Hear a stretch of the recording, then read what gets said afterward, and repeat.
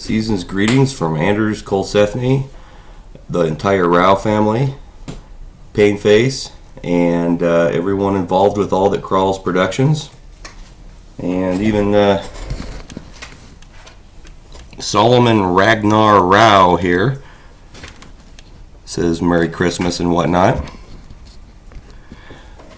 I appreciate all your support and all of your questions. We'll have a short question and answer session following this, and then we will resume on Sunday, January 8th. Please keep sending me your questions, and I'll keep answering them for you. Have a great new year, and I'll talk to you guys later. I bet I just freaked you all out. No beard and glasses. See you later.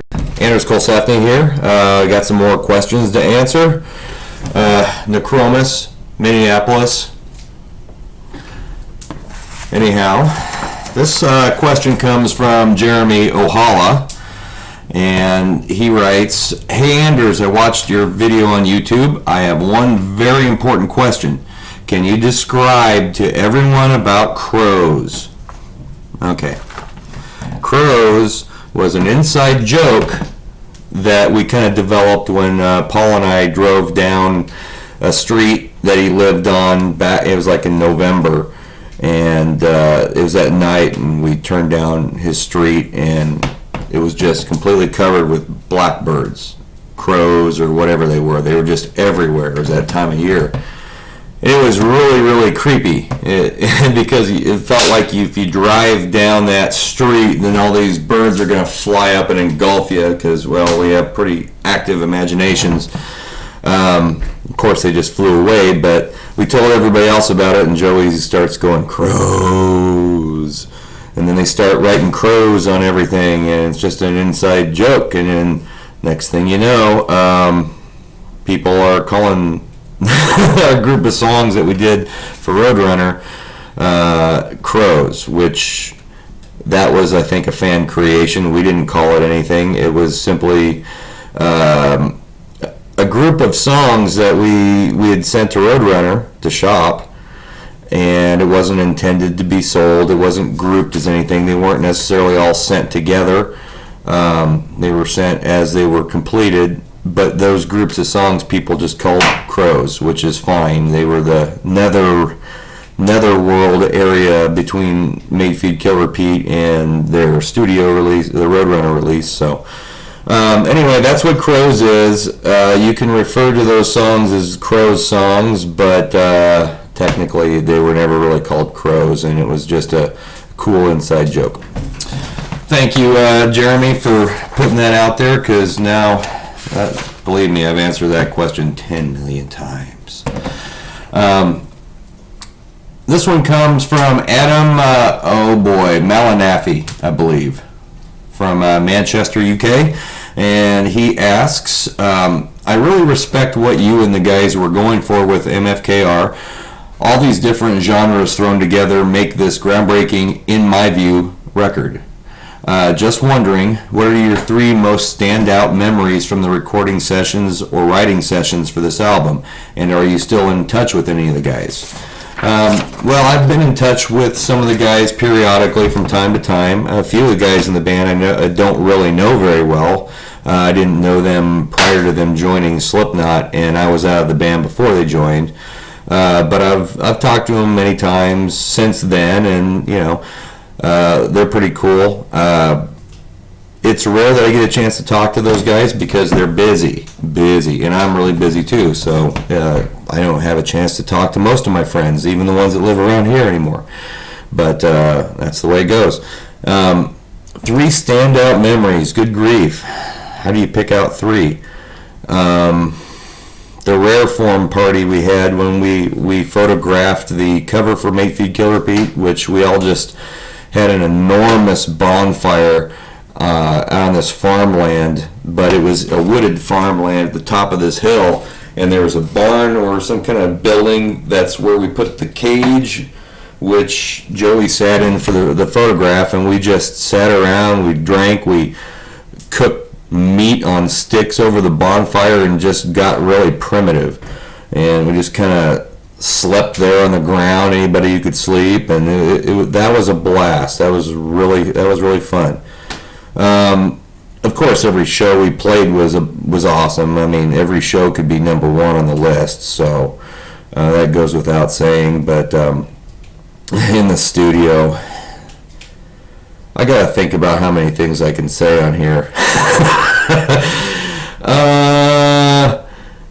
All the gross crap that Joey liked to put on the walls for me to have to look at while I was doing my vocals. It was, okay, I'm going to say number 3 is Joey's disgusting sense of humor, which just was hilarious most of the time. He would suggest if there was something laying around and you didn't know what to do with it, you threw it in a blender and put it in what's called a yuck malt. And he's talking about just they'd take stuff out of the cabinets and refrigerator and just blend it all up and see who would drink it. Raw hamburger, corn flakes, cornstarch, soy sauce, blended up, yuck malt. That was hilarious too. I never witnessed anybody drinking one of these, but the story was good enough for me. So anyway, that's just a few memories. Good grief, I could come up with more, but it would take me a long time because there's a lot of them. We are going to go with Francesco Tornatore. Okay, Francesco sends me a lot of messages. So how you doing there, Francesco? He's in Germany.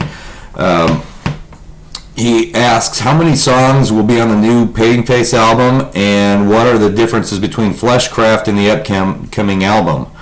And then finally, are you going to play some gigs outside the U.S.?